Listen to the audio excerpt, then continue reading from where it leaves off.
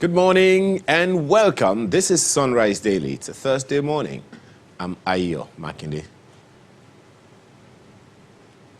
Well, usually Thursday mornings in Lagos, they have that little bit of time they take to say it's environmental sanitation morning. And it usually starts until about 10 a.m. before the markets are allowed to open. I don't know if that's the way it's happening again this morning. But for our papers today, we have Richard Mama, who is MD, Editor-in-Chief, The Difference, and is former editor of Business Hallmark. Thanks for joining us this morning. Thank you. Good morning. Well, sometimes the dailies carry the same stories. Sometimes they carry different stories. And for the life of me, I sometimes wonder what informs those decisions. I mean, am I allowed to wonder? Yes, you are. But, you know, the other part of the equation is that we don't make the news. The news throws itself at us, and so we've got to give it to the public. Yeah. And more often than not, even when you are at liberty to check in on what some other organization is, you know, doing, there's still editorial independence. So there's that convergence, because sometimes there are some news items that are unmistakable. They are the items that everyone has got to focus on, and I think that's what the point is. Well, for me, the one that catches my eye first is on the front page of the Nigerian Tribune today. And it's because, you know, it's something we talked about yesterday, where we heard that the IGP has given a marching order to police authorities in the light of the Yuletide season, and everyone needs to pay attention. The DSS also came out to say, you know, these are the things that are supposed to happen. But then now we're here, because my interest was, look, how about the welfare of the police officers? And we talked about it, and this is what we have on the front page now. FEC okays 20% pay increase for police officers. Cheering or just drop in the ocean? No, I think this cannot be faulted. This was part of the whole aspirations of the young people who were engaged in the NSAS protest. They were able to tie the nexus between what does not exist and what exists. You know, the police, just like many Nigerians, are under-resourced. And the truth about it is that resources carry, you know, very strong role in how humans behave and how they, you know, are able to express the outputs that are expected of them. So I think this is a step in the right direction. The devil, they say, is in the details. Okay, well, part of the details is in the sub-headlines under it. Supplementary budget would be prepared when necessary. That's according to the finance minister. 5,472 personnel to get 13.1 billion naira death benefits. Approves 1.2 billion naira for payment of outstanding burial expenses of personnel between January 2012 and 2021. All of that is packed on page 15. One other information about this, I mean, in the story we also took, is that it'll take effect from January in the year ahead. Yes, it's like I said, one of the red herrings that immediately jumps at us is the fact that it's not in the budget. It's not in the budget that is already, you know, about, you know, to go into effect. And we know what the budgetary processes, you know, amount to. And we also know that when it comes to negotiations, certain priorities, you know, come in here and there. For example, it's important for us to note that this is 2022. The INEC, you know, timetable is out, and the nation is being governed by the INEC timetable, not by anything else. So, which means that politics has taken top stage, center stage, and when politics takes top stage, at that point, you know that certain other things do not have that much, you know, equivalent approximation. That's why it may have been important to put it in the budget ab initio. Because by the time you start coming to supplementary budget, because for example, we are still waiting for the Electoral Act, to become, law. To become law. And that also is another issue because INEC may be asking for some more funds in the process. And I hope that they're not going to say, okay, let us wait and tie all that together because INEC may need another 3 months or so to put its accounting systems together to be able to tell you how much it would cost after the signatures and all that. So I think it's important that we just move as fast as possible because this, the police welfare systems is something that should have been done day before yesterday. Well, there are a number of other issues. I'm pretty sure that that's something that's going to hug many people's hearts this morning. I'm even wondering how the police officers themselves are taking it. Above the nameplate, one of the stories I find interesting there, NPC proposes 400 billion naira budget for census. Is that an exciting news for you? I'm not talking about the money now. The census part, because we always say that we need data to plan development. I agree with you. Data is critical. Without data, you are just shooting blanks, in that sense. But the other point that bothers me about the census is that it's holding in election season.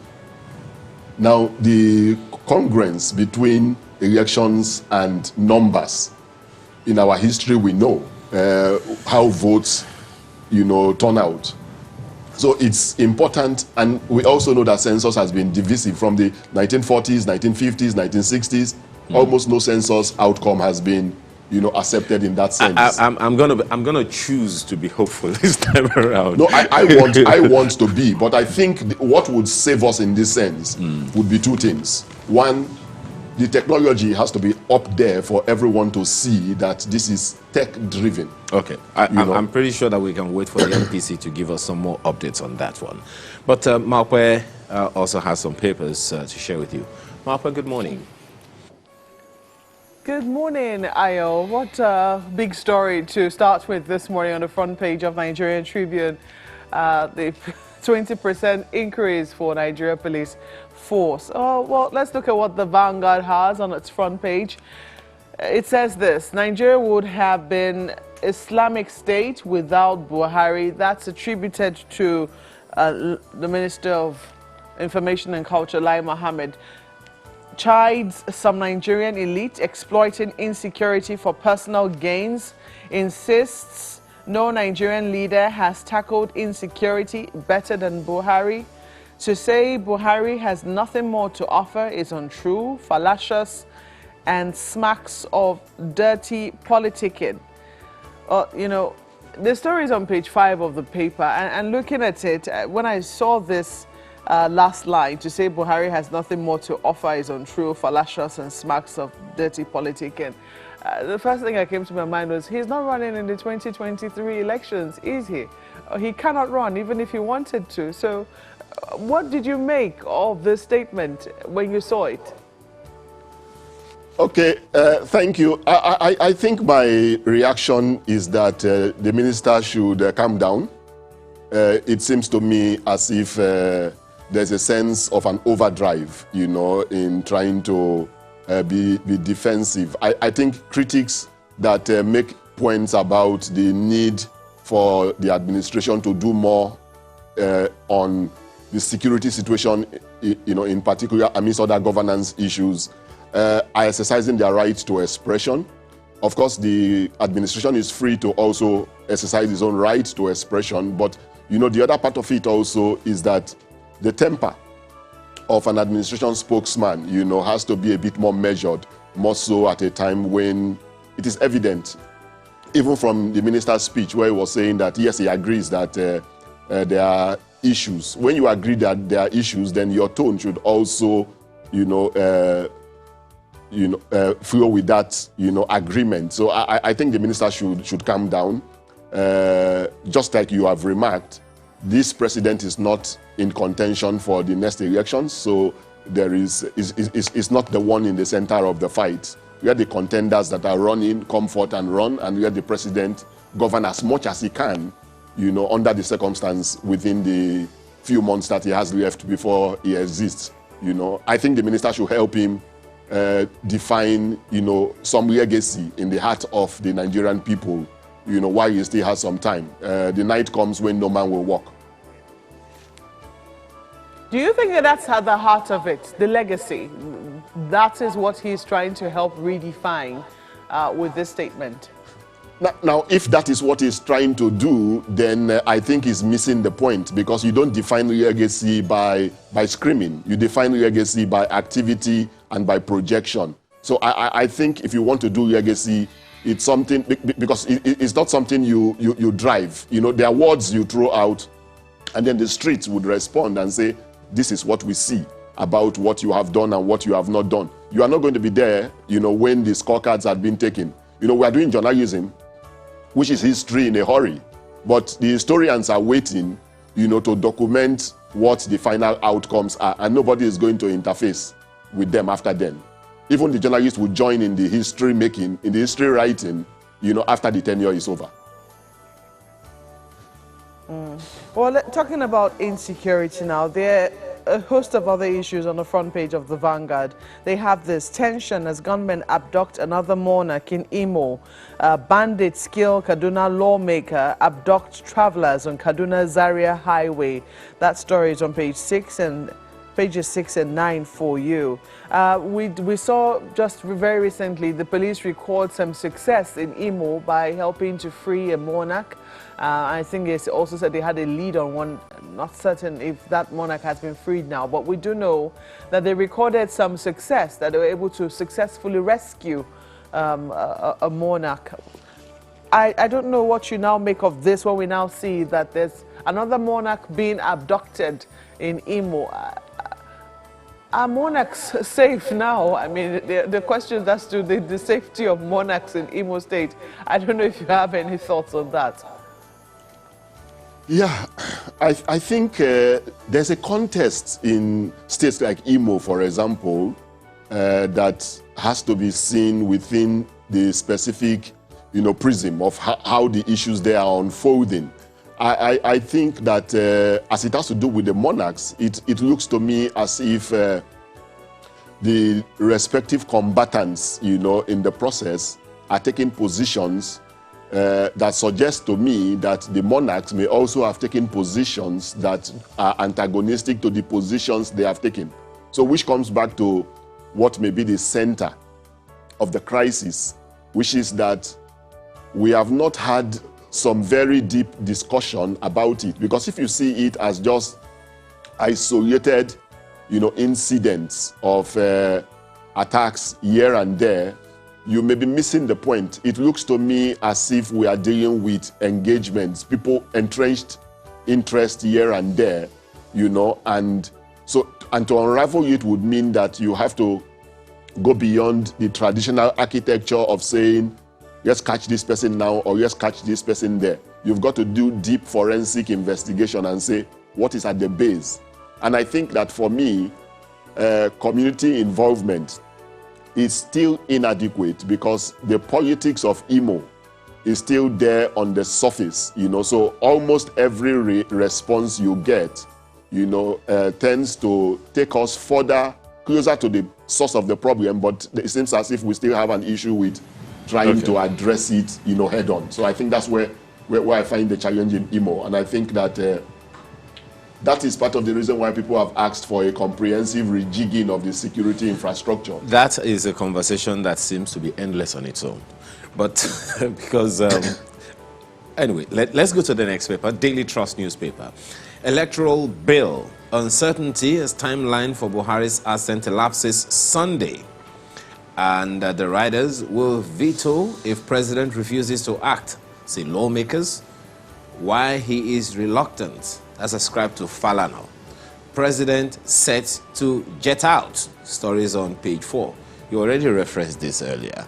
And the expiration is Sunday. There are constitutional provisions and then there are options.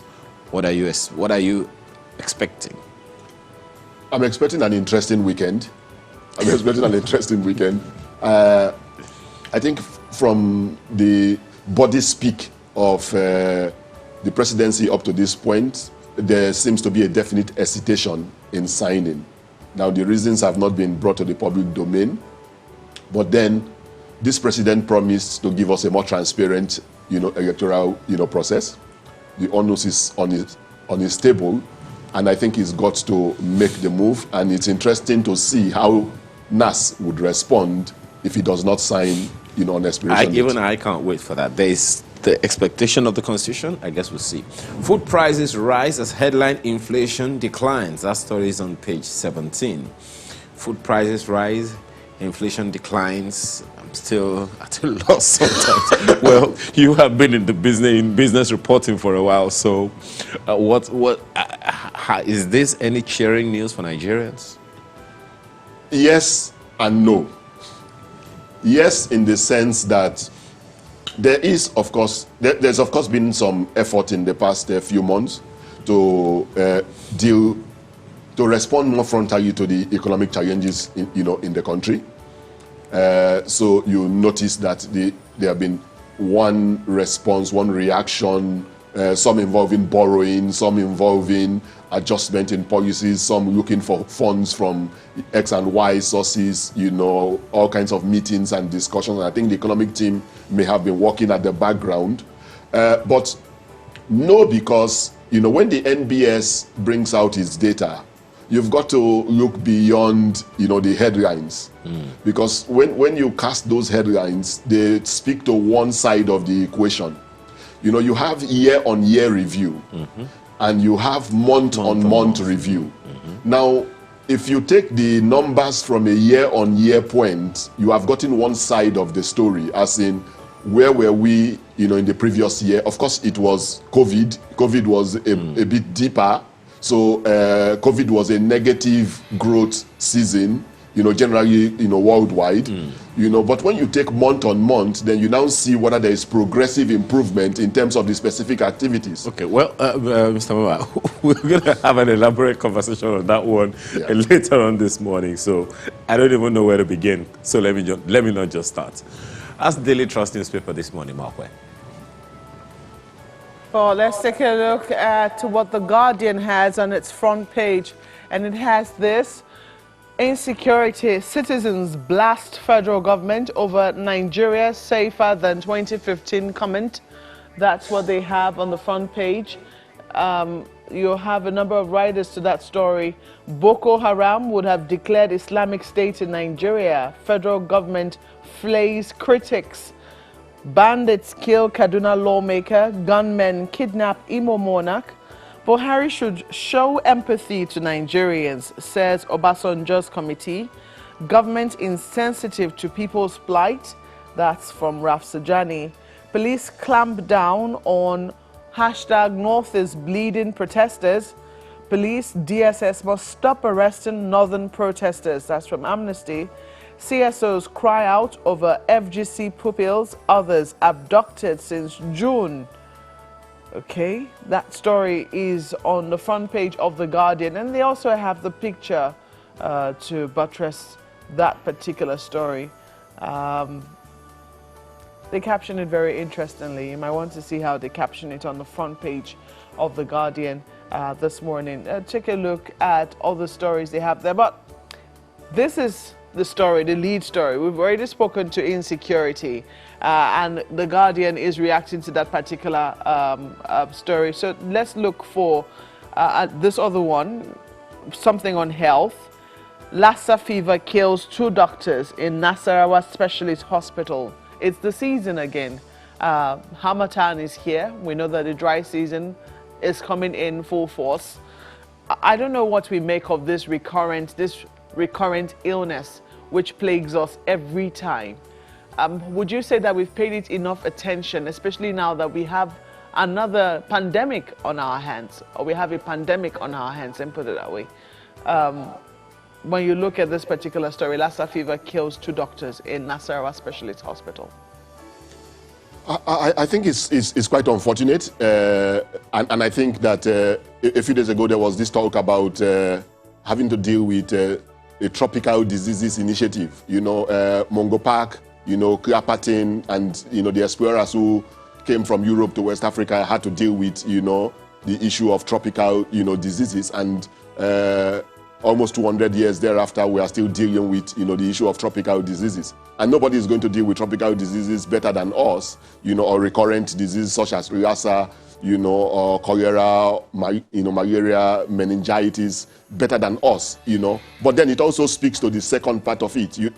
When this Omicron issue emerged, one of the reassuring issues was that it was a South African laboratory, that had worked on detecting the virus or the strain of the virus. Now, that is important because it signposts where we should be. Nigeria, giant of Africa, should take the driving seat in terms of investigations into all manners of tropical diseases or diseases that are linked to the tropics or that are linked to Africans or people of color in that sense, whether it is sickle cell anemia, whether it's Riasa fever, where you have that prevalence or preponderance, we should take the initiative. It falls within our remit. We can't just be giant with population numbers. We must be giant in fact, in research, in medical research, in solving problems, and in even making money from solving these problems, in that sense. So it speaks to the imperative of positioning our country in the proper sense. And that's why, you cannot tie this away from the fact of the poverty of our politics, because, politics defines the direction of nations in that sense. And it's interesting that you are raising this point ahead of, in another 1 year, the whole space will be agog. Will Nigerians be voting for the next government based on these core variables? How do we build a great African nation that will drive the process of restoring the dignity of the black man? The same thing Nnamdi Azikiwe was crying 50, 60 years ago. Okay. Well, let's look at the leadership newspaper now. Amid security concerns, bandits collect levies in Niger. State government confirms. That's what the leadership, the front page of leadership newspaper is saying this morning. Has a number of writers. Says farmers pay terrorists to harvest. Bandits kill Kaduna Assembly member. Insurgency, terrorism won't disappear overnight, says FG. Insists government is working hard to tackle insecurity. Well, definitely everyone, has a responsibility on this one. But when it is the state government confirming that bandits are collecting levies in Niger State and that the farmers have to pay to harvest what they worked for all year, one wonders what the responsibility of the state government is and what the responsibility of the federal government is. The state government does not carry troops, does not own troops, does not have troops. But the governor is the chief security officer of the state. Nominally. In real terms, a chief security officer that cannot give command instructions. Security is about instructions, it's about command, it's about boots on ground. It's about warfare. So for you, it's back to the federal government. The federal government should have led this discussion 3, 5, 7 years ago to say, hey, how do we rejig the security infrastructure in such a way that the governors will not be toothless anymore? Because if you don't shift that responsibility to the sub-national levels, you keep creating room to continue to explain what happens in every enclave within Nigeria, and you can't. Well, let's just, I always say this, government applied for the job, they have to do it because people have to be secure. That's the primary responsibility of government according to the Constitution. Under that picture you see on the front page, election cost, 400 billion naira census fund delay passage of 2022 budget. Sounds like something that you said earlier. It's like playing out right now on the front page of the leadership newspaper. Election cost, 400 billion naira census fund delay passage of 2022 budget. And you should add the police one that is coming. Okay, well, that's well, from the information available so far, that's supposed to be a supplementary budget. It's a completely different bill, right? Yeah. Okay. Right under the nameplate 2021, how CBN disbursed 2 trillion naira to 6 zones. Find out the details of that on the front page. Continues on page 4 of the leadership newspaper. So many other issues, but hey, and quite a number of papers that we haven't been able to look at, but we're completely out of time already. We have to thank you very much this morning, Richard Mama, for being a part of our program. Thank you. He's MD Editor-in-Chief, The Difference, and his former editor, Business Hallmark. Thank you again for your time. I appreciate it. Thank you very much. Right after this break, we are back to take on the first of our issues today. Please stay with us.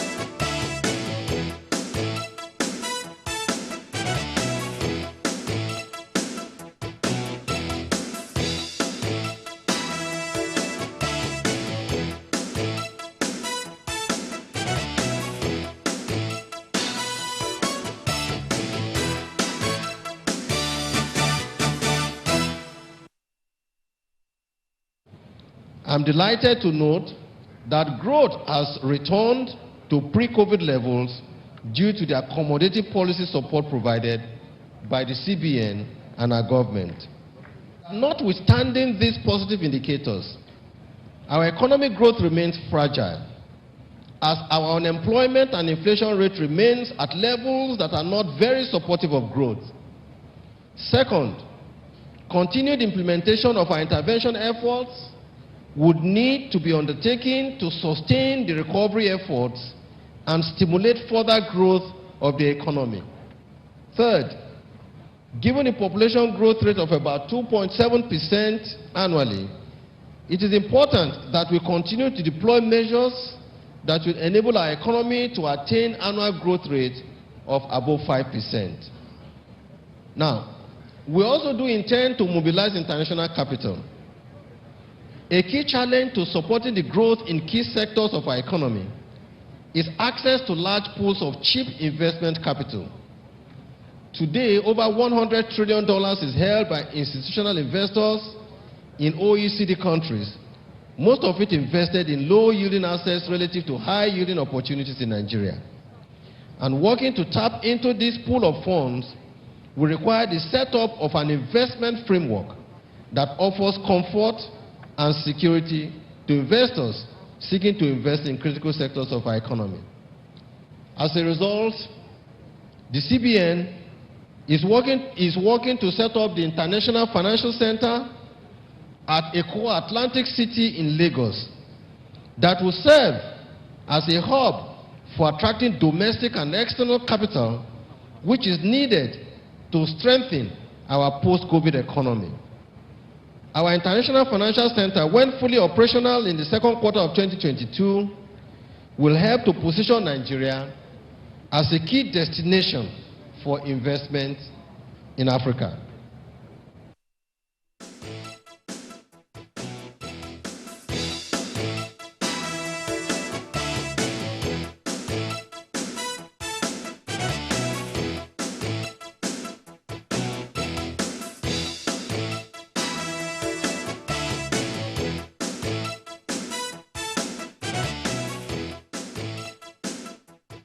Inflation figures and market realities. That's what is important to us this morning, especially in the light of the Yuletide and purchasing power.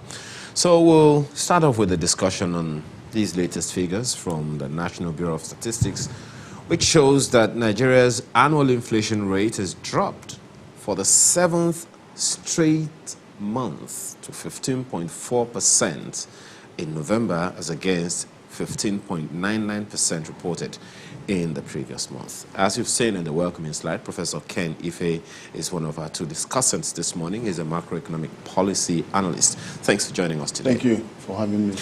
Good morning, Nigeria. First of all, is it any comfort to you that inflation figures have dropped for 7 straight consecutive months? Well, I think it is. I think it is. But there are two sides to every story. The one side is that the inflation looks at a yearly outcome and a monthly outcome. So when you look at it year on year, which is what is really reported, you will see a gradual drop. But when you look at month to month, you still see a rising figure. No, I'm confused. Yes. Yeah. Well, this is why I'm here.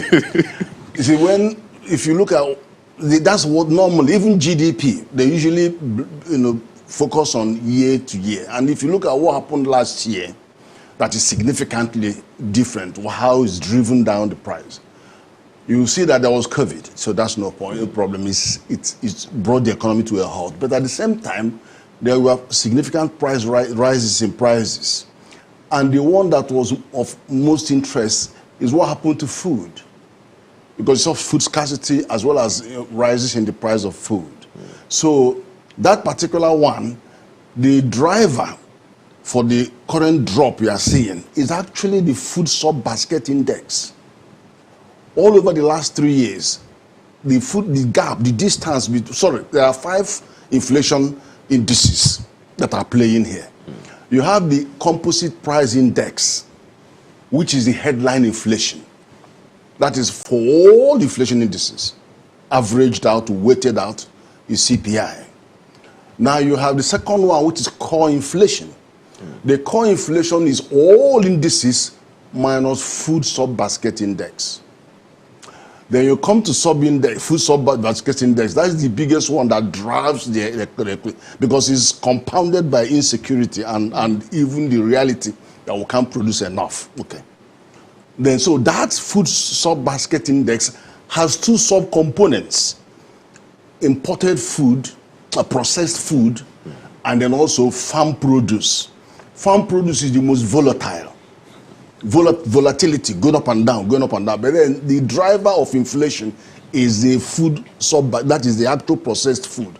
Because there are still sub-components of that: imported processed food and locally manufactured processed food. Both of them are subject to 2 types of inflation.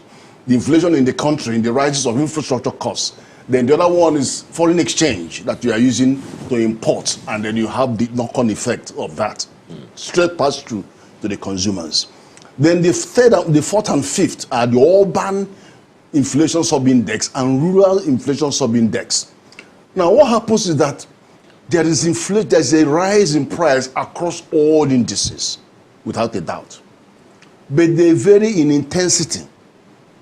Generally, but they vary in intensity. So the fact that it is positive means that there is still rise in inflation. But the level of rise in each of these sub-indices is different.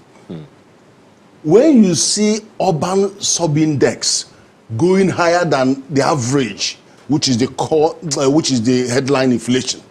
For example, headline inflation is 15.4, but the urban is 15.92, which means that it is higher. What it tells you is that the theater of inflation, that is where is it really happening, is in the urban areas. But it's no less cheering in the rural areas as well. No, the rural is 14.89. The rural tends to always be below the aggregate. But what's interesting in this analysis is that it also rose. No, I'm coming to that. All of them rose, except the food sub-basket. So that's where I'm going to unpack. So the urban, there are all other things that happen in the urban. All the imported stuff, they are more intense in the urban. Transportation costs of food from rural to urban. Then the infrastructure costs in the urban, or electricity, all of that. So you can see all the things that are contributing to making it the theater of price rise in that inflation. Then why are we having the food basket forcing the price, the composite down, while all other indices are heading up? That's a very important question. So let's take it a bit further.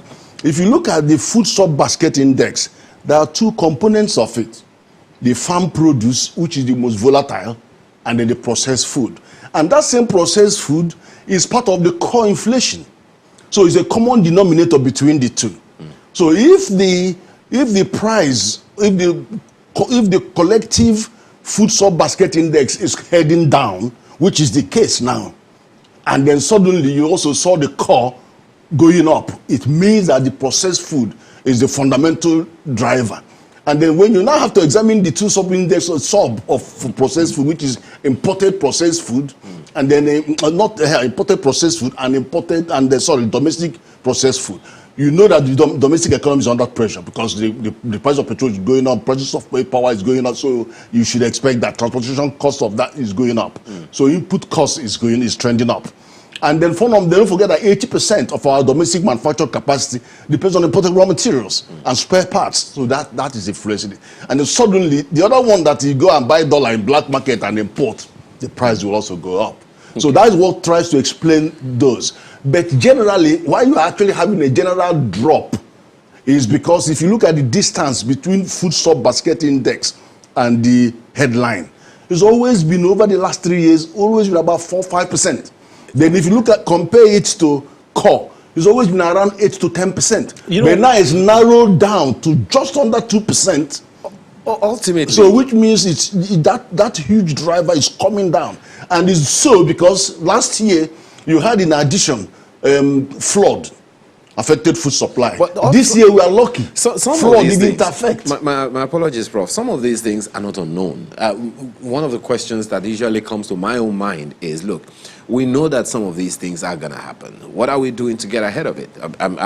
But we have someone else joining us, Dr. Bongo Adi. Bongo Adi is an economist as well. He is with the Lagos Business School. Thanks for joining us this morning, Doc. First of all, let me ask you the same question I asked Prof here. Is it any comfort to you that the inflation figures have reduced in 7 straight months? Well, yes, definitely.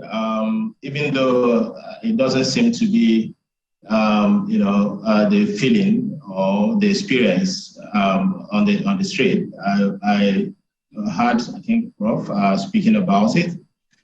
He's managed to decompose it and then show where the drop is coming from, and I think I quite agree with him. But unfortunately, it is not the same experience that people, generally are having. For obvious reasons. So we've seen what has happened to the exchange rates in recent times. Okay, so that has actually culminated to people having this experience of increased price in the cost of living. Of course, cost of living, when we talk about cost of living, it's about inflation, because inflation comes from measuring that food, the basket, So Prof has decomposed that, the headline, the core, and the food inflation. Yes, food inflation is highly volatile. And then from all indications, it seems to be the case that last year there was higher volatility than we currently have witnessed, given the flooding. And of course, let us not forget that we're looking at year-on-year changes. Last year, that's 2022. That was the year, very difficult year for our country and for every country in the world because of the COVID-19 pandemic and the lockdown. Okay, so when we look at that, definitely, even the constraints in supply, in logistics that was experienced, not just locally, but internationally last year. So there is every indication that, yes, what is being reported is what it is. But of course, the feelings of the man on the street is quite different. Well, Doc, please humor me with this question, because Prof also spoke to the fact, and maybe you may want to expatiate that rural inflation is also said to be on the rise, which takes me to inflation at the states level. But before I ask that question, gentlemen, both of you, please answer to this, but I'll begin with you, Dr. Adi. Is inflation good or bad for Nigeria's economy? Well, I think that's a very easy question to answer, because if you go back to what we know, from economics, you talk about the 4 or the 5 big macroeconomic, problems or macroeconomic issues. Okay, the first one is economic growth. The second one happens to be inflation, and of course, growth in terms of priority is, has higher priority than inflation. But of course, inflation contributes to that growth. Then we have unemployment. Inflation has something also to do with unemployment. And again, when we talk about business cycle, inflation is also at the core of business cycle. And then you look at exchange rate as well. So when we look at the 5 big problems, growth, unemployment, business cycle, and of course the inflation, so you have inflation at the center of all these things. So is this something that we should be disturbed about? Yes, it is. But we have to look at the other factors that should drive inflation, which is the current trade deficit, and then the borrowing, spree that the government seems to be in. So when we look at all of that, we can begin to, predict or forecast to a certain extent what will happen to credit in the system, given inflation levels. That's interest rates, especially, because there's a one-to-one relationship between inflation and normal interest rates. So it is something that we need to worry about if inflation is rising. And that is actually the preoccupation of every central bank in the world. Inflation targeting is a key macroeconomic policy, trying to bring inflation within a band where it doesn't hurt growth. Is something that is of priority to every central bank in the world, and not least ours. And that is what's of interest to me, Prof, because I understand from research that inflation is not altogether bad. But at what point? So that's why I'm asking that question, whether it is good or not, especially for our own. It's like pressure. It's like, what do you call it, stress. There's a degree of stress that you need to so we need a degree of inflation? No, I'm saying there's a degree of stress that you need. You can't run on zero stress. It doesn't work like that. So in inflation, the inflation comes at the junction between monetary policy and fiscal policy. And then also where you are looking at how do you control money supply in the economy in relation to having growth in your economy, having employment in your economy, and addressing major causes of poverty. So the thing is that which price are you prepared to pay to have the unemployment go from 33% on average, 50% plus for young people, plus additional 20% underemployment, over 70%. You want to live with that? Can you also live with zero growth in the economy? Or do you want to just take in as little as possible of inflation while making sure that you are prioritizing growth, diversification of your economy, employment, and poverty reduction? The choice is clear. So we have had the regimes of, the previous regimes and all of that. I was in the dugout. I was in the trenches fighting the central bank of previous regimes of being obsessed with inflation and sacrificing growth and employment in our economy. But now what we now have is sensitivity towards making sure that we are addressing economic diversification in our economy, strengthening our economy, having more resilience and inclusivity in our economy, employing people more, and at the same time using that to find the appropriate policy, monetary policy mix that allows us to grow the economy. Okay. So that's a fundamentally different approach. Well, so much so. So is it a price worth paying to some extent? The answer will be yes. Okay, so it's not altogether bad. When it's too high, that's where the problem is. Okay. Yeah, that's correct. Okay. Malpe? So So I'm wondering right now, is it too high? Because we know that oftentimes what the CBN tries to work to is a single-digit inflation. We're not quite there yet. Is it too high from your own assessment? High, but not too high. I tell you what, I've looked at it when I addressed the bankers, chief of so the bankers committee 2 days ago.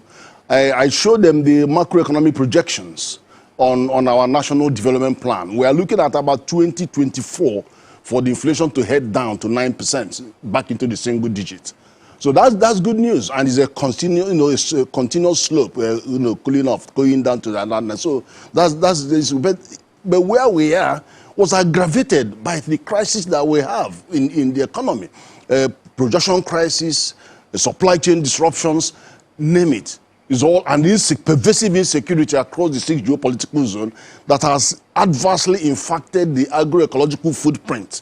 That we have people who can go to farm, and there's who can run the risk. And then we have women who do 80% of our growing our crops, do 80% processing and 80% market, and they can't feel freely doing any of those anymore. So the whole economy was hostage to a pervasive insecurity, and there's an asymmetric insecurity situation that there is very little you could do to rapidly clamp down on it. So we are paying that price. Inflation is high, but you also need to compare us to other climes and see how we rapidly push resources, 2.4 trillion plus 3.5 trillion, all quantitatively responding to COVID last year, and he got us completely out of recession within 1 quarter. Many are still in recession. Many countries are still in the recession. So when you pour that order of money into the economy, and then to bail you out, and then also have so much, there'll be questions, Sir Prof. There'll be questions as to, because oftentimes when we look at this, we're looking at it on a macro basis. We're looking at it in terms of how the country is seeing it, the bird's eye view. But if we're to drill down, when we look at the fact that unemployment is high, it's still well over 30%, as confirmed even by the Vice President yesterday. The MBS hasn't done, we haven't seen recent unemployment figures released. So what the last figure we have is that it's still over 30%. When you look at the fact at the earning capacity of many Nigerians, we do not know how this is trickling down to, whether a lot of Nigerians are out of recession in their own homes. So there are questions in that regard. How do we begin to see what the true picture is when we drill down to the micro level? Always a challenge, because this is why you have the major issue facing government about redistribution of wealth in the country. So that's a fundamental issue. How do you sustainably reduce poverty? So there's always that dichotomy of 10% of the people being at the highest echelon, and then you have the base, and you haven't got the middle class in between to balance the growth. So that is a problem, a challenge facing government. But to say that the economy is not moving, I wouldn't agree, because the economy is moving. You have growth, 5%, and then down to the 3%. And I hope that by the end of this quarter, we will go above 3, so that we are finishing stronger than anybody's projection of about 3% plus for the whole of this year. Is that what you're confirming? No, yeah, that's how I feel, and I'm sure the figures are showing it, because we are going to end up with a reasonable, decent GDP outcome this year, this month, because of all the high spends going on, the season. And also the inflation has come. Let's come. It is true that Christmas is here, and there's always talk of a dirty December. We do not know how dirty this December is going to be. But let us look at 2023, because you have said that, 2022, because you said that your projections is that we should be heading for single-digit inflation in 2024. Now, some people will say it might be very difficult to share your optimism, considering the fact that we're going to be entering a political year. And starting from now, 2021, December, where we should see, as a result of the festivities, some increased spending. But we do not know what will happen in 2022 and the effect of the activities of politicians and what it will have on the economy. What are your projections precisely for 2022? No, 2022 will actually be better than 2021. I tell you why. Because we are beginning to close some gaps you've seen the PIA create a major opportunity for us to increase government revenue. And you even had FIRS saying that they're going to get over 10 trillion, which is twice what they're getting. So you've seen a concerted effort by government to raise this misery of 6.7% government revenue to GDP, heading to 15%. I've seen so many Moody's projections, all these Fitch not agreeing, but they're still saying that there will be a rise to about 8.8. So what it is that if you look at all parameters, the debt will increase. I'm not saying that it's not. There's more borrowing because the borrowing plan is for the next 3 years. So there will be more borrowing, but there is a conscious effort to narrow the deficit gap. And I'm not going to say to you that trade balance will improve. It's going to worsen. You've seen it. We have 3 trillion in deficit, in trade deficit. And they are now having traders. Nobody, they don't want to do any other business. Nobody wants to do any other business to go and buy money in the black market and import from China. That's what they're doing. And that's what is giving them the revenue level that they want to deal with, you know, the inflation and the high cost of borrowing. And then you see the like of China doing 2.44 trillion, and then we have nothing to export. You know, I mean, it's scandal. But the fact of the matter is that on balance, when you look at all aggregates, there is likely to be an improvement in the growth plan. Look at the growth plan. What 350 trillion investment between now and 2025.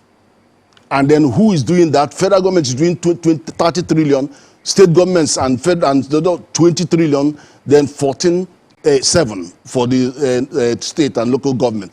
And the private sector was embracing, when I gave them the figures 2 days ago, they were embracing, the bankers, they were embracing for how they're going to meet that challenge. So there is a huge plan out there. And then the MDAs, you even had the Senate, you had everybody saying, get everybody into the tax net. That, you know, there's no question about 122 scheduled corporations. They want all corporations to come into the thing and account for what money they're getting and put all their money into this. Because so there is that sense of urgency that they have to do something. And then you also know that the central bank allowed overdraft of over almost 15 trillion ways and means, and they're going to probably move it into a long-term borrowing to reduce the pressure. But these are realities. So on balance, I would say the probability of us doing better than this year is, I have more trust that we could do better next year than this year. Well, I don't know if Dr. Adi shares your optimism, and he's free to express that. But I'm wondering how this is going, because if you have listed the challenges right now, which is the fact that productivity is still not where it ought to be, and that we're still largely import dependent. In fact, that's what a lot of businesses are about, and that there are security challenges, which is, affecting supply chains and also preventing 80% of our women farmers from being able to go to the farms. We have to ask whether this headline inflation, which seems to be declining, isn't given a rather warped impression of what is truly happening when you drill down to the bottom layer of the economy. What's your take, Dr. Adi? As Prof said, inflation is not all the story. Of course, it is central to the story, as I tried to say earlier.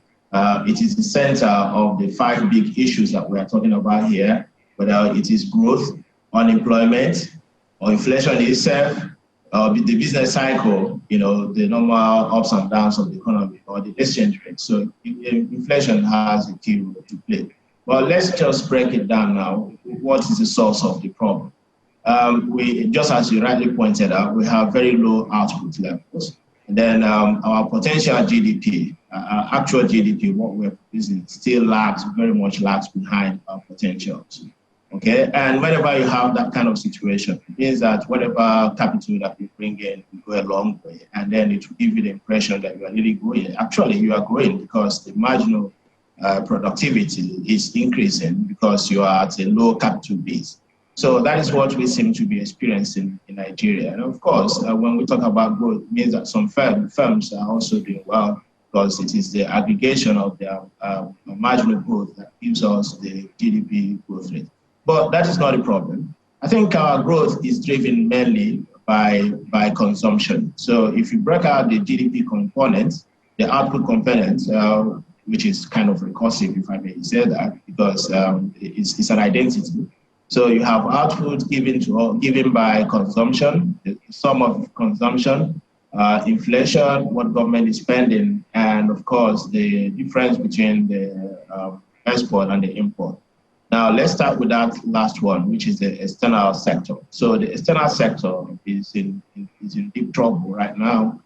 Prof alluded to the trillions of naira. I don't want to use figures here, so let's keep the tension a little bit low. So Prof alluded to that. We run a very huge trade deficit. I think the largest in recent memory. Okay, so that sector isn't anything to write home about. And then we break it down to the primary income, and the secondary one, the primary income balance and the secondary income balance. Primary income balance, which is the current account, is in deep trouble. And then the secondary income balance, because government is borrowing money, so a lot of money seems to be coming into the country because of that borrowing. That seems to be, giving us some bit of a breathing space. Okay. Wow, Dr. but it has a Dr. cost. Adi, please, I'm going to ask you to please hold your thoughts for us, if you can hear me. We will let you finish and land when we come back from this break. Please stay with us.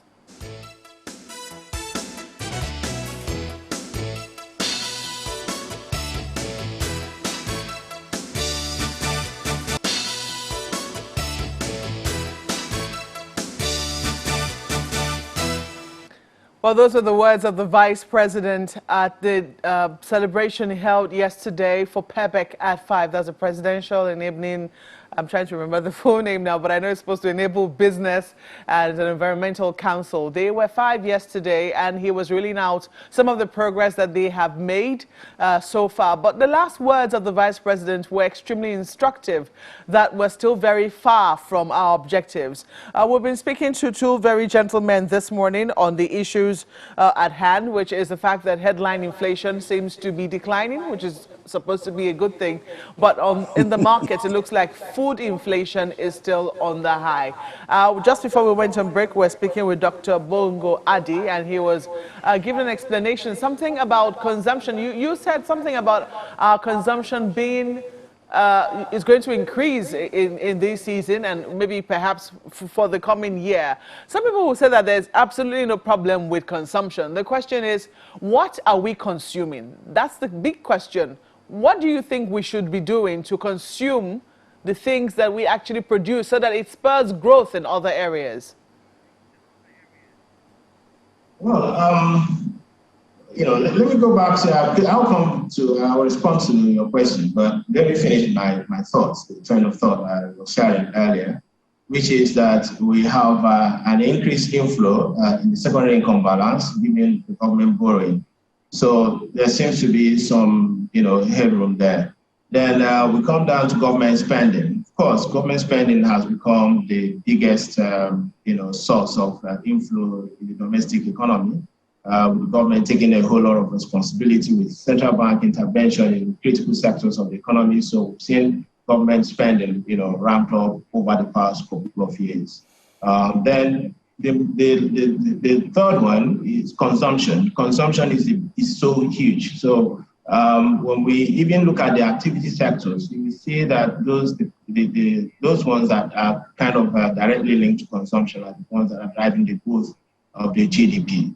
Okay, there is not much investment coming in. Okay, the investment that we have are the ones that are driven largely not by the private sector, by government. We've seen all the figures. The latest release from the South African Bank, which shows that Nigeria, which used to be a top destination of foreign investment, has now dropped off the list. So we have other African countries from Rwanda to Kenya, and all of them, doing very well. Nigeria is, I think, number 14 on that list, not on the top 10 list again.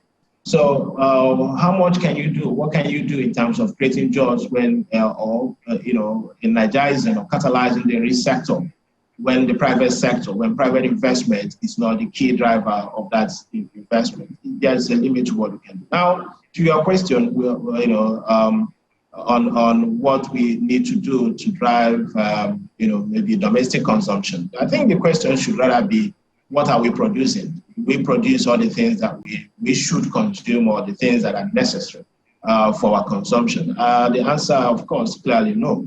The output level is low because we have a production problem. This economy is not producing that. They hinted at the potential GDP, which is the gap between the actual and the potential GDP is so huge. Okay, so given this, gap, a lot needs to be done, and because of our low output level, our revenue is also extremely low.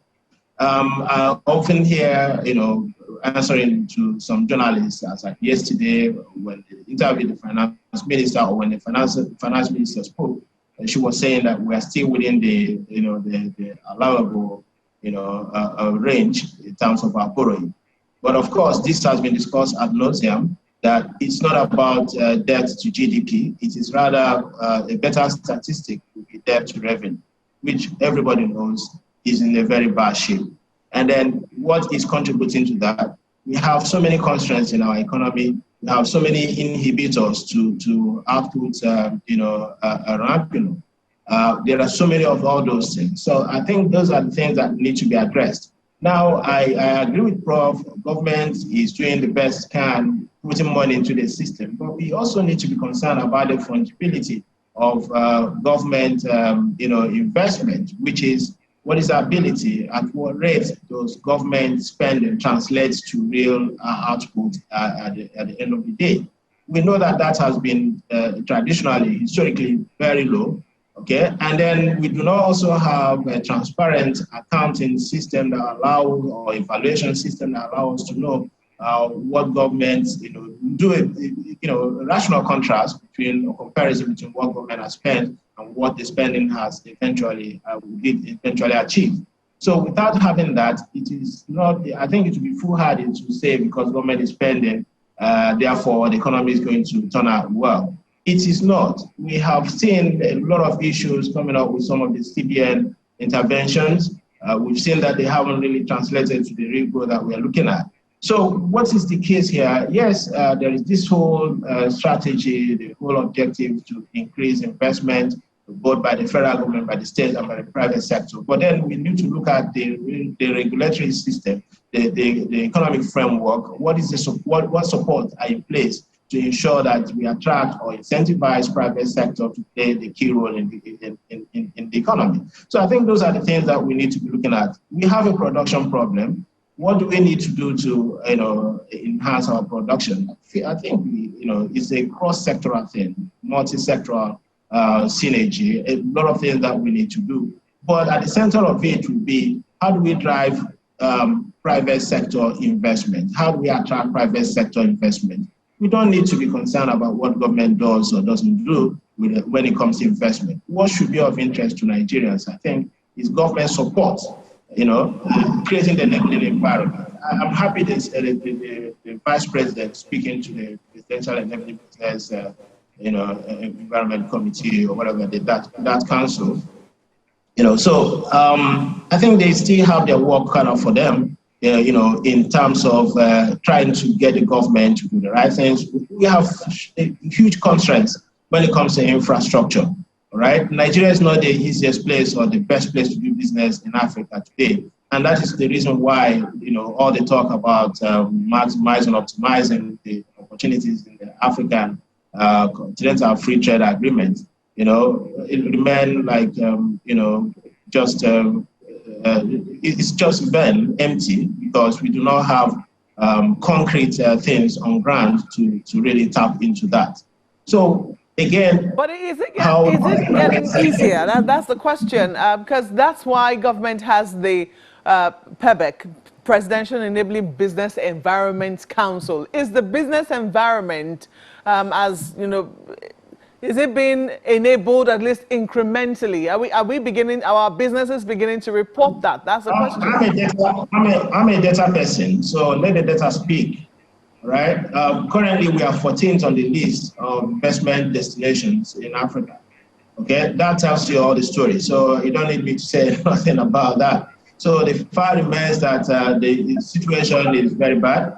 Doing business in Nigeria is considered very difficult.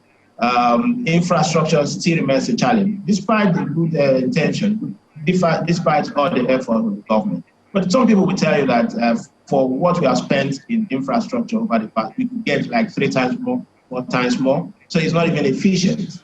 Okay, so that is the real challenge. The data says it all. Investment is not coming to Nigeria. If you look at capital importation data, it shows you that we're at an all-time low, and everybody knows about that. I don't want to be reading our figures. We know that. If you go to the MBS website, you're going to see all of that. Capital importation currently is at an all-time low. So let the data speak. The data doesn't tell us that the environment is improving.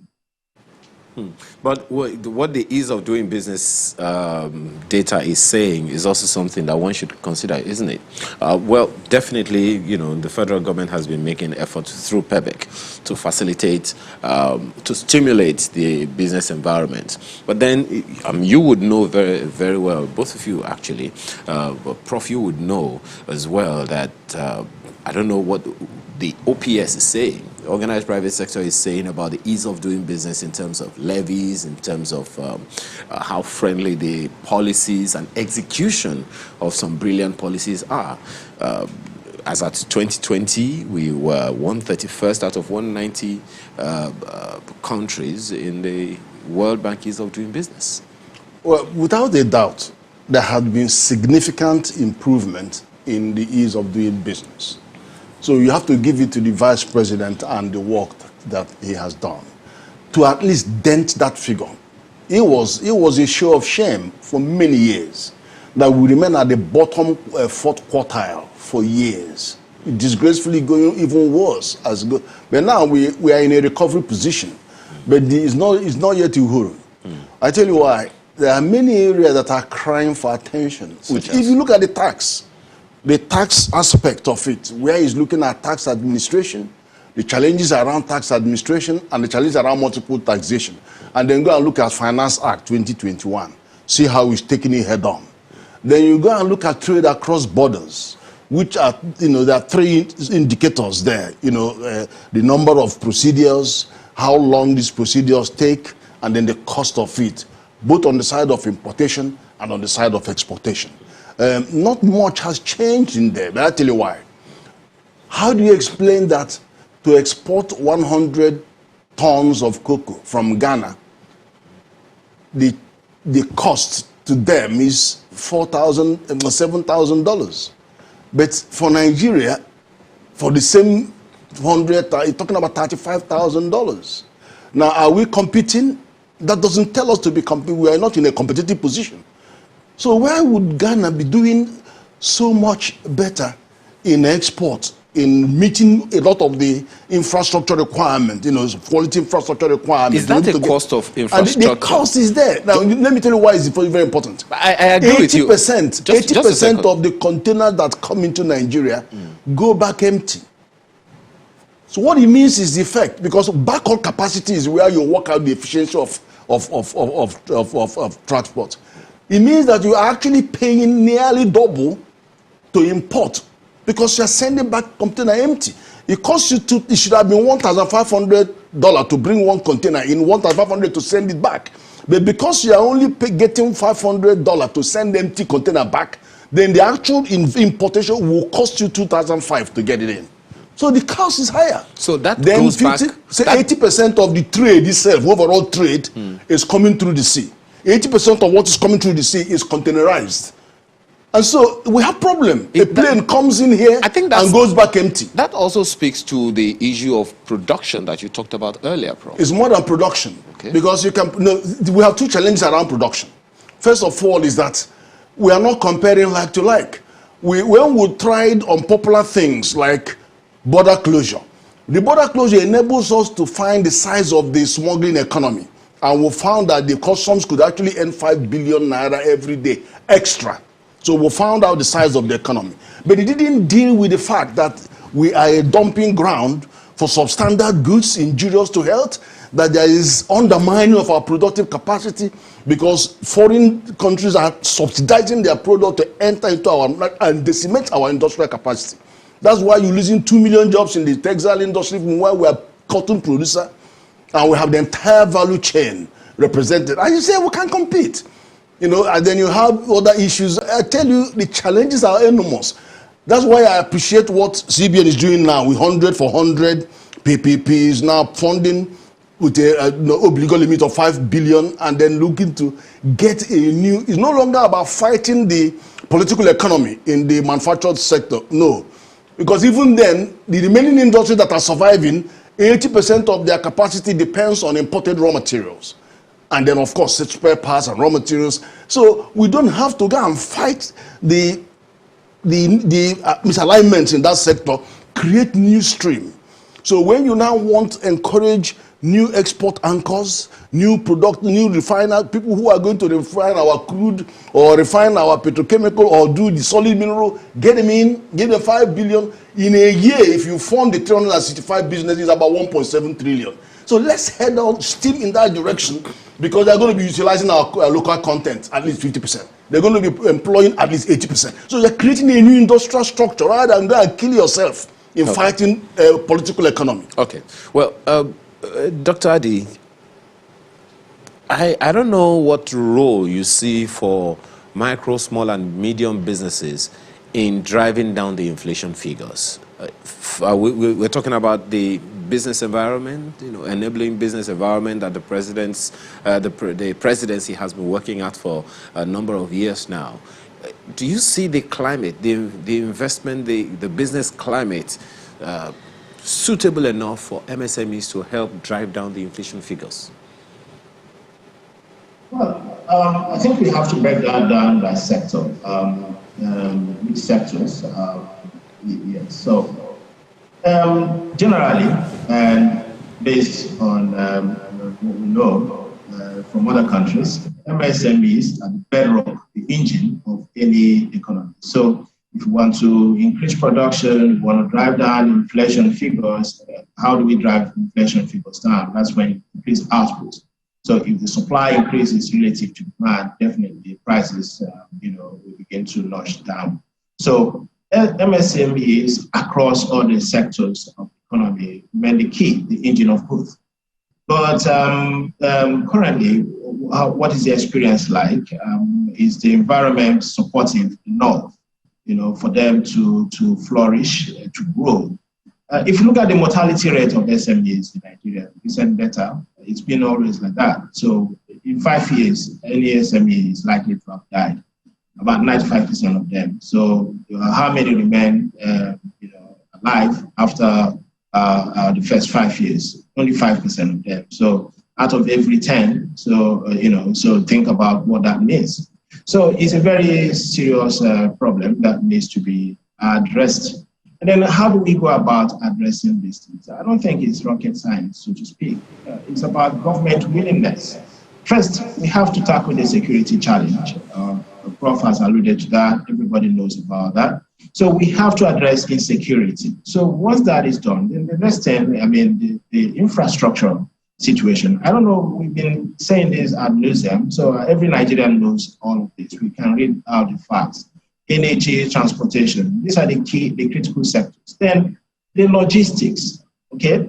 What we are talking about here is our ability to really produce for our domestic consumption. The domestic absorption, let's not worry about the external sector because we are not competitive. And not that I will even begin to support any sort of efforts to get us to start competing with countries like China. It will never happen. If you look at what we call the global value chain, you notice that China and some other countries in Europe, like Germany or Poland, have kind of monopolized the manufacturing space. So everybody, any international multinational that wants to produce, will go for the cheap level, not only the cheap level, but we are talking about skilled level that you have in abundance in China. So they will want to locate there to take advantage of that. And over the years also, these people have perfected driven efficiency in so many production processes. They have achieved a whole lot of innovation, in many areas, in the sense that they now protect and then they have enormous technology, what you call technology capability, the intellectual capital, there, and they're not willing to give that out. It's not very easy for any country to release its trade secret or their intellectual property or the patent. So they protect all these things intensely. So what do we need to do? Now, where do we see some kind of scope to leverage? Where can we drive our growth? We've seen some Nigerian firms, even small firms, doing very well in the ICT sector. Okay, supposing that government begins to create, support them massively, right? I know that there is this digital whatever act that is being debated right now, circulated some time ago for people to make their input, which some people found to be highly toxic, if I may say. So those are not the kind of things you need. You need more supporting environment for this fintech ecosystem that seems to be doing very well. Then for the other SMEs, how do we improve their capacity to supply, even for the local economy? Mokwe asked me earlier, what do we need to do to redirect our consumption from foreign or imported products to domestically manufactured products? We need to have the domestic capacity to produce, and then actually produce before people can now begin to consume those. Of course, government needs also some policy, but those policies will have to come. We talk about policy sequencing. Let me take you back to what happened with the vehicle assembly and all of that. Okay. First of all, we needed to, but when that policy came on board, we thought that government will support local capacity, to drive efficiency in vehicle manufacturing and assembly. But after some days, they now lifted the ban on or whatever, everything started coming in. So it goes back to policy. It all goes back to policy. Okay. Policy environment. We need to protect. We need to protect that the space that we have, the economy. Protect the local industry. That's what you call. I'm not talking about ISI policies, import substitute industrialization, which may be anti whatever Nigeria has signed with FCTA or whatever. I'm a trade. I believe in liberal market. I believe in open trade, free trade. Well, but at the same time. Yeah, my apologies. There's always a lot to talk about. It's one of my favorite topics, talking about the economy, because as Prof and you have also said, if it's only when we're able to stimulate production that, from what you economists have told us, that we can actually stimulate sustainable exportation that will raise the value of the naira, dissipate the unemployment figures, and improve the global image of Nigeria's economy. But I guess we have started the conversation, or rather maybe continued the conversation in the light of inflation figures and market realities. For now, we have to thank you both gentlemen for being a part of our conversation this morning. Professor Ken Ife is a macroeconomic policy analyst. Thank you so much for your time, as well as Dr. Bongo Adi, an economist with the Lagos Business School. Gentlemen, thank you so much for your time and thoughts this morning. Thank you.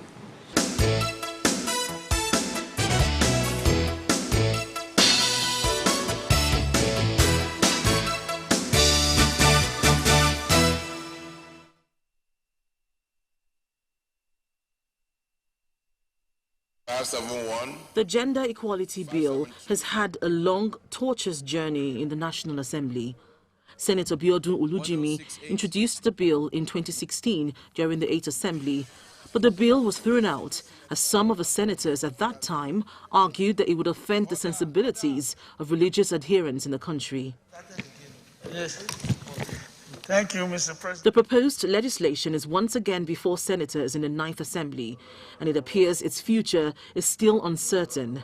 The Gender Equality Bill seeks to eliminate all forms of discrimination against women and guarantees equal opportunity, development and advancement of all Nigerian citizens, irrespective of gender.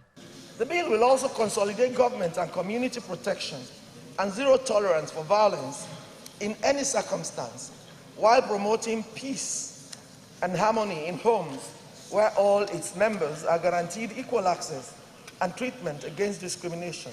However, two federal lawmakers argue that the bill mentions equality between men and women, which is against religious beliefs. I will not support the passage of this unless until the word equal is removed. If we now have debate on the Gender Opportunities Bill, fine.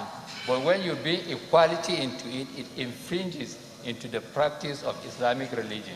But some senators argue in favor of the bill. For me, women are not only entitled to equal opportunities, it's not equality, but equal opportunities, but must be in fact and in practice. The sponsor of the bill makes a concession, but it's not enough to sway her colleagues to pass the proposed legislation through second reading.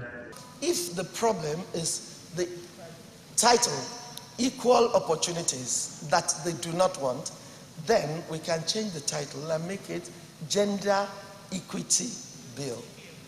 We know that every bill, before it goes to public hearing, we will have the draft bill available. We do not have the draft bill before us. I don't want just to change the title only to conflict with the body. Sensing that the bill may suffer yet another defeat on the floor, Senator Olujimi reluctantly gives in. About 2-3 months ago, I had circulated copies of the bill. I believe the way to go is to step it down and see if we can convince the 2 or 3 people who are against certain aspects. As Senator Olujimi again prepares to hold another round of discussions with her colleagues who have reservations about the gender equality bill, many Nigerians will be questioning where federal lawmakers draw the line between lawmaking and religion. Linda Akibe, Channels Television News.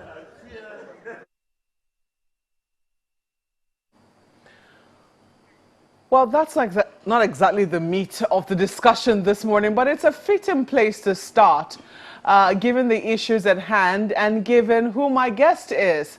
Aisha Yusufu is, well, she is a rights activist, but she prefers to be called an active Nigerian citizen.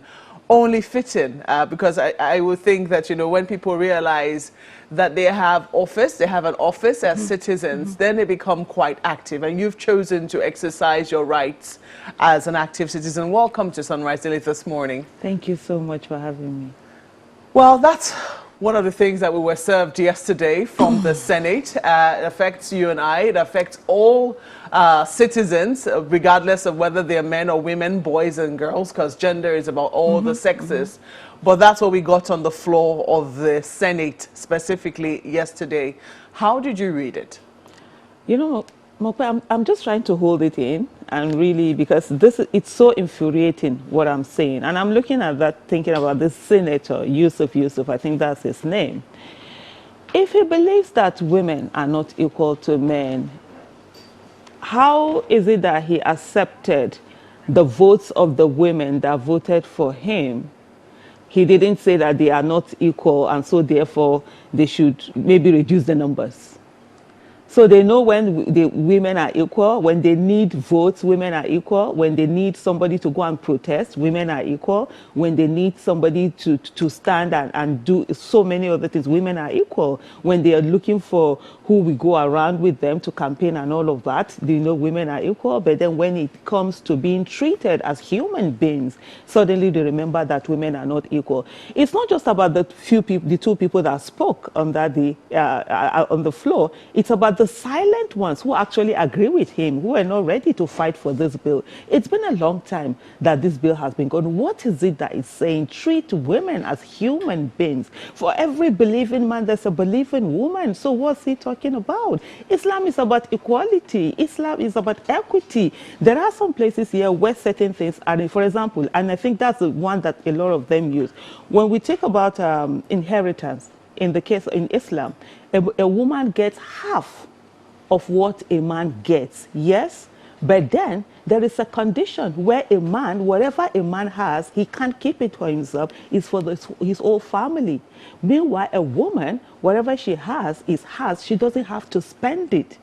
So you see, when there's a way, it's not as if to look at one thing from one angle, there's always something, you know, fitting it, making it work well. So when they come here and then they begin to bring in, oh, they remember religion when it is time for certain things that, you know, that supports their own kind of way of doing things. But they do not remember religion when it comes to giving good governance, accountability, and transparency. Let me even ask him, being a senator, is it part of Islamic way of leadership?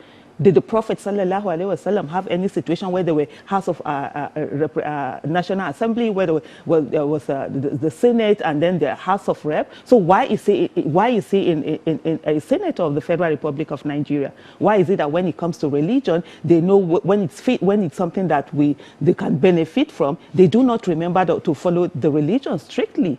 Because the Prophet, the Quran, it's not there. The House of having a national assembly, it's not in the Quran. It's not in the kind of leadership that we have. And so all of these things, I just don't get. I think what this thing simply says to us women is that we need to be at the table.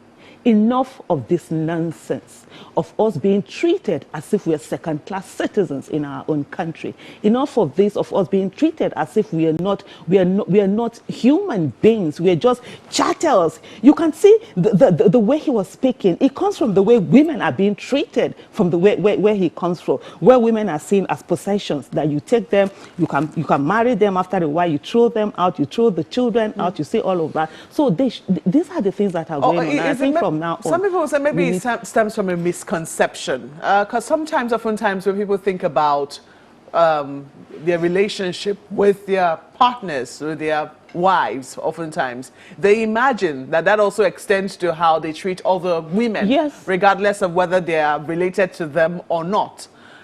We understand that the dynamics of what happens in a home is sometimes different from the dynamics of what will happen, for instance, in a place of work.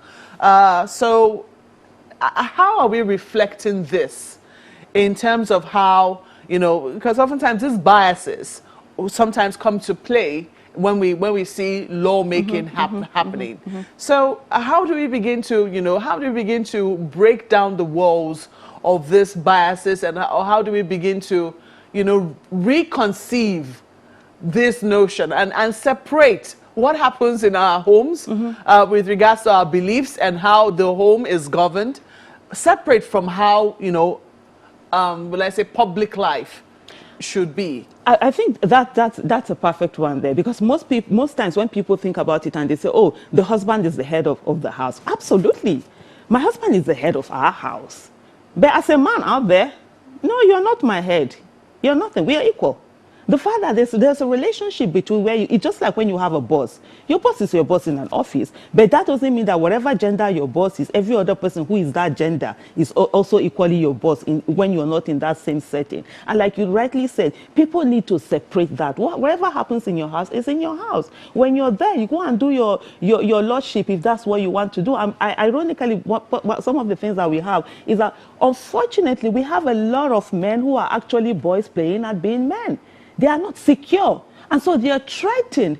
Any person who is secure, you will not be threatened at another person getting equal opportunities the way that you're getting. What is wrong in saying that widows should not be treated in such heinous manners as we've seen in certain parts of the country, in places where, for example, a woman is denied even for her to inherit from her parents or her father or her husband and things like that. I'm from the southern part of the country. I'm from Edo State. In my side of the country, in my side of Edo State, it's Islam that goes up. But most times you find that when it comes to inheritance, they know how to put those the rulings aside and actually tell a woman that you don't have any right to inherit anything. The thing there's always a patriarchal way of interpreting even our religious scripts, and this has come off overweight. The same Senator Yusuf that is speaking will not tell you that Islam insists on child support. If you divorce a woman, you must give her child support. He will not talk about the fact that Islam insists on the fact that a woman has a right to her body, and if she does not want to breastfeed her child, she has a right not to breastfeed or ask for money. When they're talking about family law, Islamic family law, they do not remember that they are Muslims. Because why? The patriarchal interpretation of the Quran that they already have, it's out there and it favors them, and they don't want people to have the knowledge to do all this. But you know the thing about this thing? It's for us to look at this thing, no problem. They've said it. The reason why they said it is because of the number. The numbers that they have there. Olujimi was, lone voice speaking out there. If there were more women at the National Assembly, She had a few men. She had a few men. In fairness, she had a few men speaking for her, or not speaking for her, because it's not really about her. It's not about her. It's not about her. It's about the bill. And there are a few men who understand what the bill is about. It's those who have seen the copies and be following the conversation, who understand what it's about. And we saw at least one of them represented in that particular report. It couldn't capture everybody who spoke, but at least one person we saw. But you know, let me say something that's quite funny, and that's the reason why we asked for openness right from the 8th Assembly, where you know where everybody is voting. The last time this bill was brought in, there was actually somebody who spoke up for the bill. But in reality, in private, he was saying that, no, that wasn't what he wanted to do. I remember speaking with him, and he was like, oh, no, you think I'm going to vote for this, and then the woman will be at the same level. I was like trying to convince, no, this is not about, oh, you're a woman being at the same level or not at the same level. It's about everybody just having the same level playing field. So we need a situation whereby not just people speaking, after speaking, what are they voting? What are they voting for? It was something that was of interest for their own selfish interest. Now, you will see them overwhelmingly supporting it. But this one here, people are ready to keep quiet, tokenism, say one thing or the other. But at the end of the day, if we're able to have more people, more women in the National Assembly, some of this discussion, it won't go the way that it's going right now. And so that's why we're calling on people to ensure, especially young people. The youth, you're saying back, without political power, it's absolutely, you're almost like nameless, faceless, and voiceless. You're like a poor person in Nigeria. And this is the time for youth, women, to begin to get that political power. Forget about the issue of Ashwebi. Oh, you're there, you're clapping, you just go there, and then the music, and at the end of the day, when you're voting, they don't tell you that your vote should be less than that of a man. Your vote is counted the same way. But when you're asking for that dividends of democracy, accountability, good governance, development, and all of that, they suddenly begin to tell you that as a woman, you are not equal, or as a youth, you should be seen and you should not be heard. So what is most important is that let people now begin to register. Let people begin to go into go there, register and vote. Political activism is something that every one of us must take on. We must all become political activists. We're either running for office, we're campaigning for those who are running for office, we're helping to raise money for those who are running for office, or we are making demands on those who have been voted into office. And so right now, registration is going on. Everyone, as long as you're 18 and above, go out there and register. And when the time comes, let's vote for credible candidates that will be there. And one of the things I say to people right now, we're down. There's nowhere we can go other than this place. We're already down. So even if you'd run and nothing, at the end of the day, we don't get many, we don't win, you don't win, or whatever it is, fine, we were where we used to be. But at least you know that you are doing something to change that situation that you used to be in. So it's very important for us all to register, to begin to participate in politics, and not allow people who are still, somebody like Senator Yusuf, who is still thinking that because suddenly he genetically he's made in a certain way that he's better than any other person. Let us not personalize it as much as possible. But voting, you have decided to partner with ANAP Foundation. And you're going to be going around, I believe, to get more and more people to get their voters card. I'm wondering, I believe you've started already. In the places where you have been to, have people spoken to you about the challenges? Why it's been very difficult for them to be able to get their voters card, or why they seem disinterested in politics? So let me just, before I go on to that, I think one of the things we have to, in this country, is that we need to take ownership. A senator stood on the floor in front of cameras, and he made a decision. He made his stance known. So he's ready to be called. And we would mention his name. Oh. And that if he does good, we will also mention his name. Indeed. It is what it is, and he has been in the history, the history books. In terms of registration, a lot of people are tired. A lot of Nigerians are disillusioned, especially now where people believed, in 2015, people believed that there was going to be change, and that change never happened. And so many people feel, what really are we going out for? What really are we voting for? And so a lot of people just seem not to be interested. And then there are also some people who, for them, they do not understand the relationship between governance and their lives. And so you have a situation whereby somebody, a woman, for example, let me take a woman, for example, who says ice fish. They have suffered and she has sent her child through school, secondary school, primary, secondary, university. The child is out and then there's no job. And then guess what? The religious slave owners that we have, I don't call them religious leaders, they are telling her that, oh, the reason why her child doesn't have a job is because of enemies.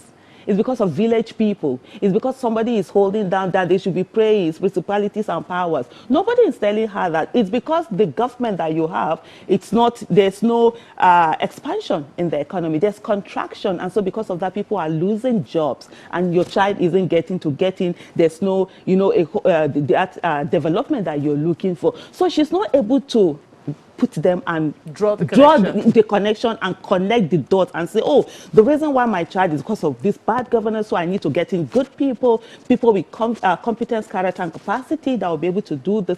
So we have that disconnection. So people do not understand that relationship between governance and their lives. So these are some of the things that people need to get. And then, of course, it's hard voting, especially with the younger people. They want to do things. They are used to things being done.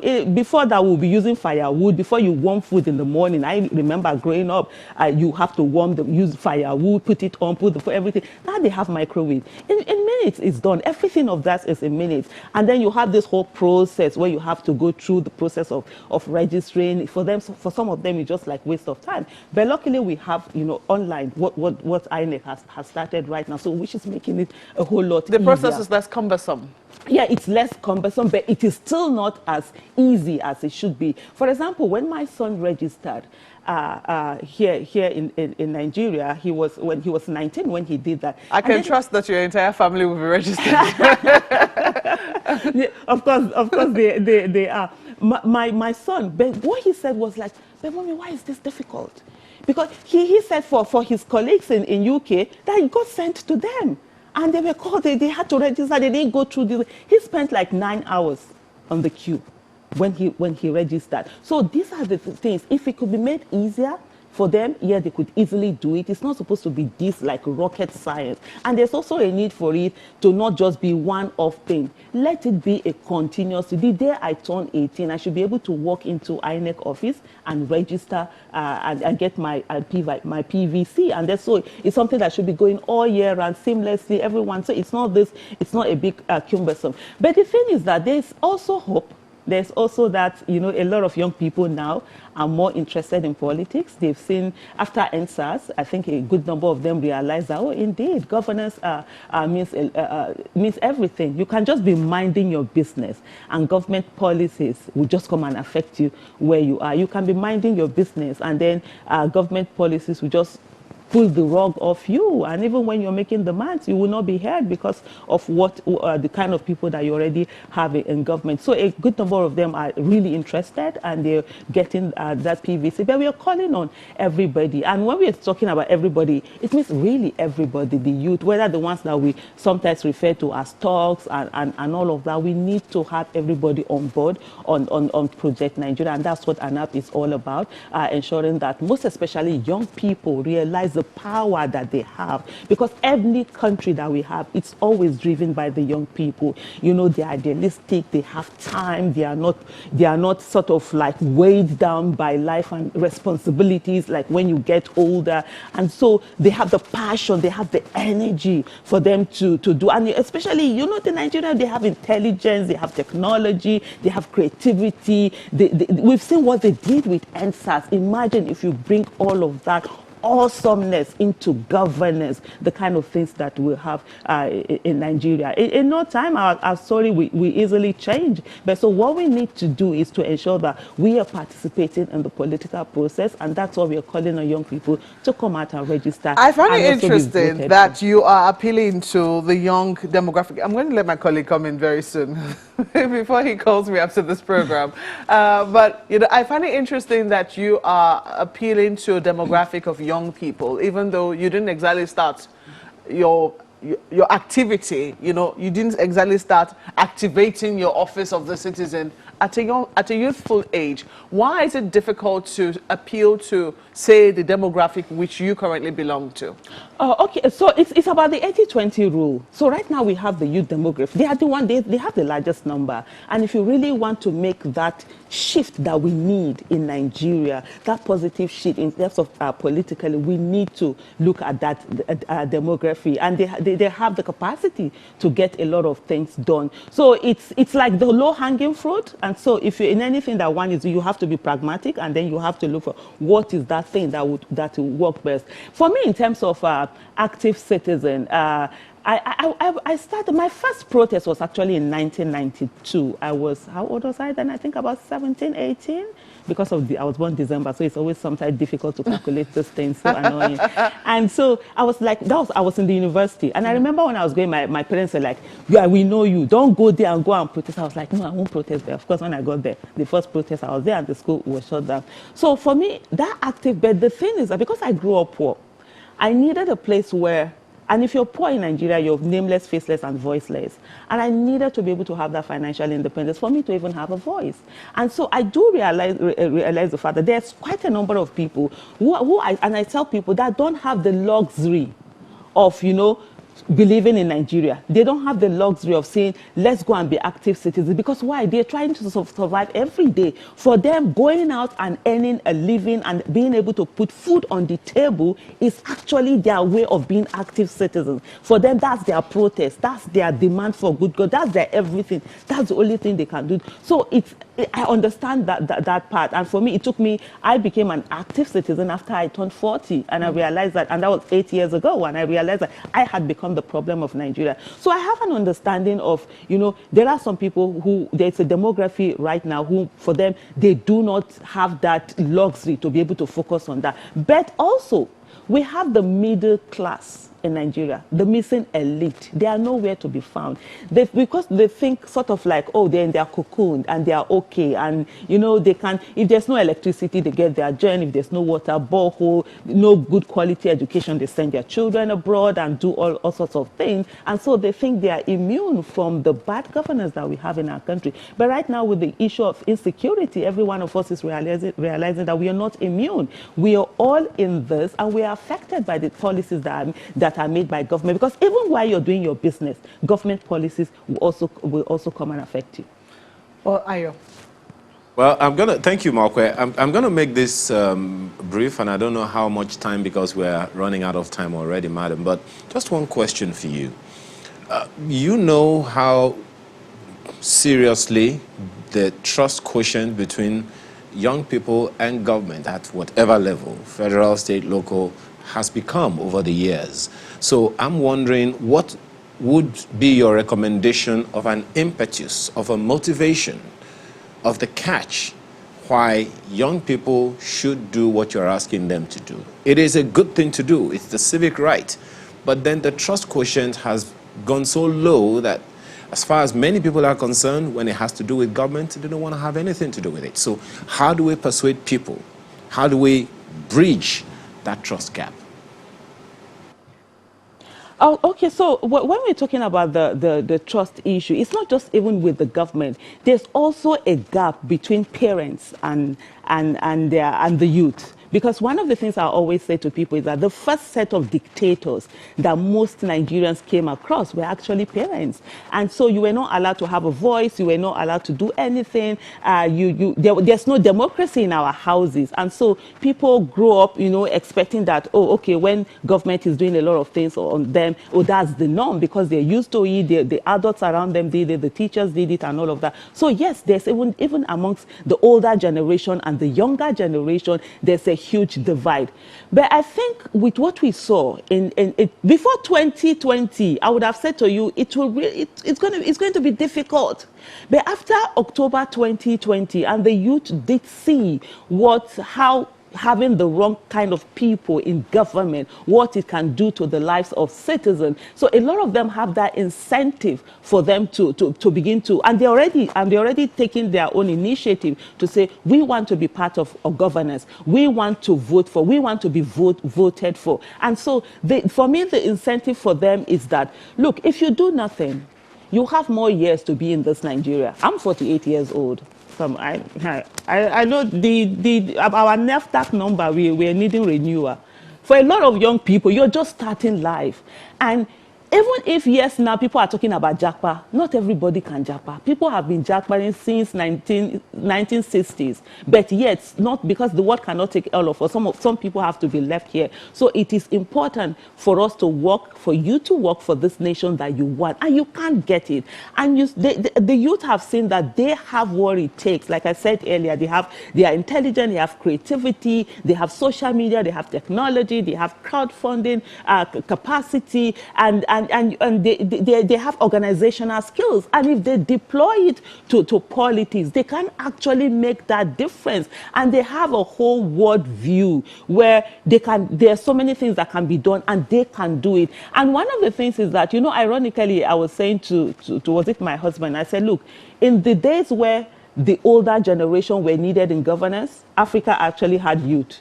Now that you find that there are more of younger generation, and we are still having the old people who were there as young people. So it is time now for the young people to just come together and begin to ensure that the right people get into power. And when we're talking about the right people, it's not about religion, it's not about tribe, it's not about gender, it's not about age. It's ensuring that people with competence, character, capacity, people who have courage, people who are patriotic, people who believe in Nigeria, people who know that there is a word that is out there and we're lagging behind, and we need to catch up fast and have them in office. At the end of the day, we'll all have the country that we're waiting for, that we're looking for, and not just relying on praying. Because right now what you have, a lot of people are sitting down, they're praying to God to fix Nigeria. You're telling somebody and the person is saying to you, oh, nothing can happen, the only thing that can happen in Nigeria is prayers. And then a few minutes later you get a text message, the person is asking for help, and you're wondering, why didn't you just pray and not send text? Why did you pray and act upon it?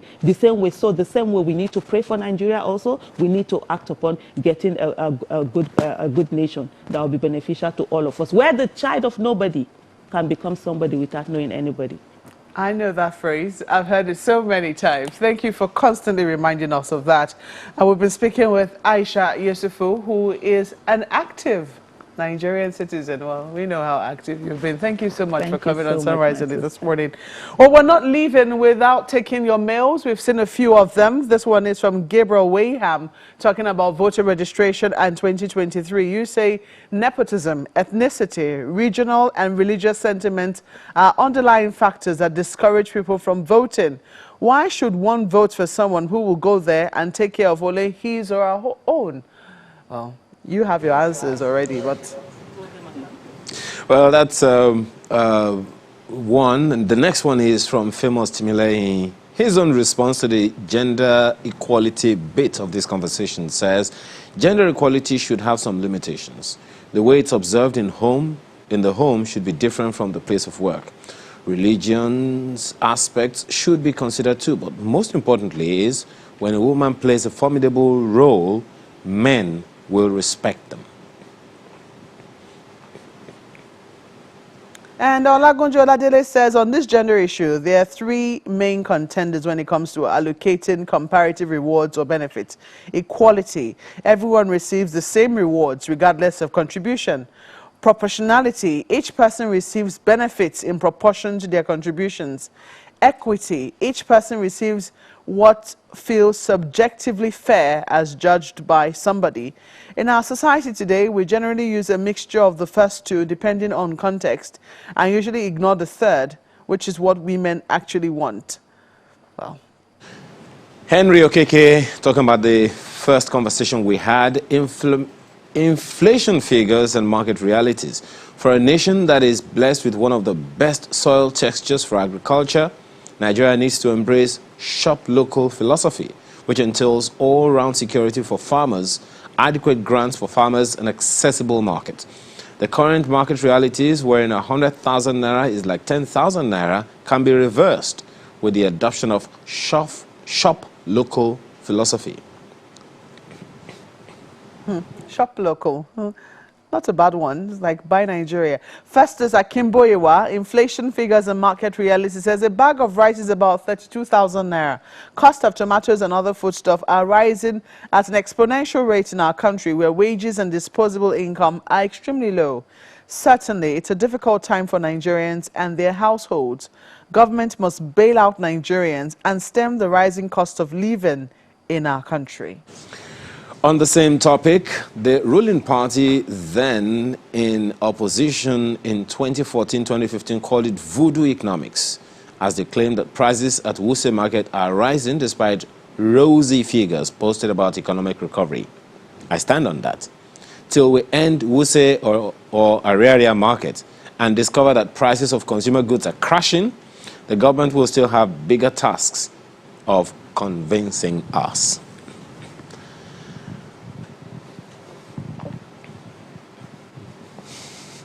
Very little to add to that, Ayo. But I mean, what the figures say and the reality for a lot of people, still remains at variance. But we have to thank you all for watching this morning. Thank you for sending your comments. Thank you for exercising your own office as viewers who have, right of feedback. We'll continue to take them. I'm Maokwe Yusuf. And I'm Ayo Makinde. Have a wonderful day and God bless Nigeria.